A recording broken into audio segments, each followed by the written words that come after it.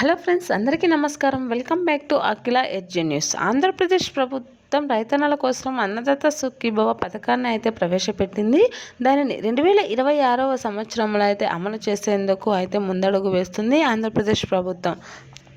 2025-26 సంవత్సరంలో వచ్చేసి రైతులు అయితే 47 లక్షల మంది మాత్రమే అన్నదాత సుఖీభవ పథకం అయితే అందడం జరిగింది. ఈ 2026-27 బడ్జెట్ సమావేశాలు ముగిసేసరికి ఈ అన్నదాత సుఖీభవ పొందే రైతుల సంఖ్య అయితే మరింత పెరిగే అవకాశం ఉందని, 50% మంది అయితే అన్నదాతల సంఖ్య పెరిగిందని అయితే చెప్పుకొస్తున్నారు. ఈసారి అన్నదాత సుఖీభవ అమౌంట్ పొందడానికి సుమారుగా 48.96 లక్షల మంది రైతులు అయితే ఉంటారని అయితే చెప్పడం జరిగింది. ఈసారి 2026-27 సంవత్సరానికి సంబంధించి అయితే బడ్జెట్ సమావేశాల్లో అయితే రైతుల కోసం బడ్జెట్లో 6,666 కోట్ల బడ్జెట్లను అయితే ఏర్పాటు చేయడం జరిగింది. దీనిని ప్రతి రైతుకు సంవత్సరానికి 20,000 చొప్పున అయితే రిలీజ్ చేయడం జరుగుతుంది.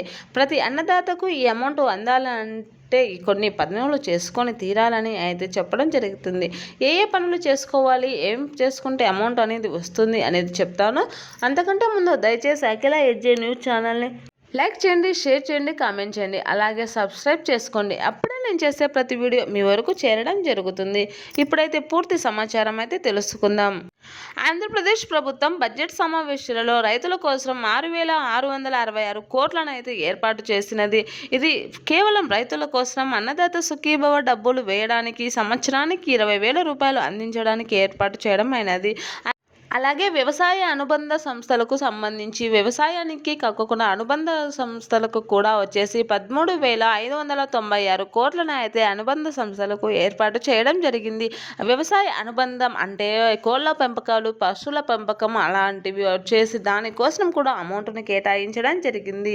ఈ అమౌంట్ని అంతా పొందాలంటే రైతులైతే కొన్ని పనులు చేసుకోవాల్సి ఉంటుంది. ప్రతి రైతన్న కూడా ఈ పథకానికి అర్హుడవుతాడని అయితే చెప్పడం జరిగింది.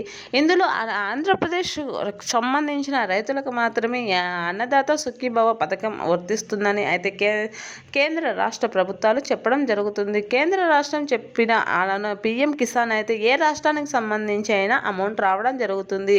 ఈ అన్నదాత సుఖీభవ పథకానికి సంబంధించి డబ్బులు అయితే కేవలం ఆంధ్రప్రదేశ్కు సంబంధించిన వారికి మాత్రమే వస్తాయి. కావున ప్రతి రైతు ఈ అన్నదాత సుఖీభవ పొందడానికి అర్హుడే అవుతాడని చెప్పడం జరిగింది. కానీ కొన్ని పనులు చేసుకొని రైతులకు 21వ విడత డబ్బులు రాలేదని, 22వ విడత డబ్బులు పొందాలంటే కొన్ని పనులు చేసుకోవాలని చెప్పింది. అది ఏమిటంటే మొదటిది వచ్చేసి బ్యాంకుకు ఈకేవైసీ చేయించుకొని ఉండాలని, అలాగే ఆధార్ కార్డు అప్డేట్ చేయించి ఉండాలని అయితే చెప్పుకొస్తుంది. పట్టాదారు పాస్బుక్లు ఖచ్చితమైనవి ఉండాలి. పట్టాదారు పాస్బుక్లలో మీ పేర్లు ఖచ్చితమైనవే ఉండాలని, ఇంటి పేర్లు, మీ పేర్లు ఎటువంటి తప్పులు ఉన్న అమౌంట్ అనేది రాదా అనేది అయితే చెప్పడం జరిగింది. ఒక కుటుంబానికి సంబంధించి ఒక రైతుకు మాత్రమే అమౌంట్ వస్తుందని, భార్యాభర్తలు ఇద్దరు ఉంటే వారిలో ఒక రైతుకు మాత్రమే అమౌంట్ అనేది వస్తుందని అయితే చెప్పడం జరిగింది. కావున వీటినన్నింటినీ రైతులందరూ సరి చేసుకోవాల్సిందిగా చెప్తున్నారు. Thanks for watching this video.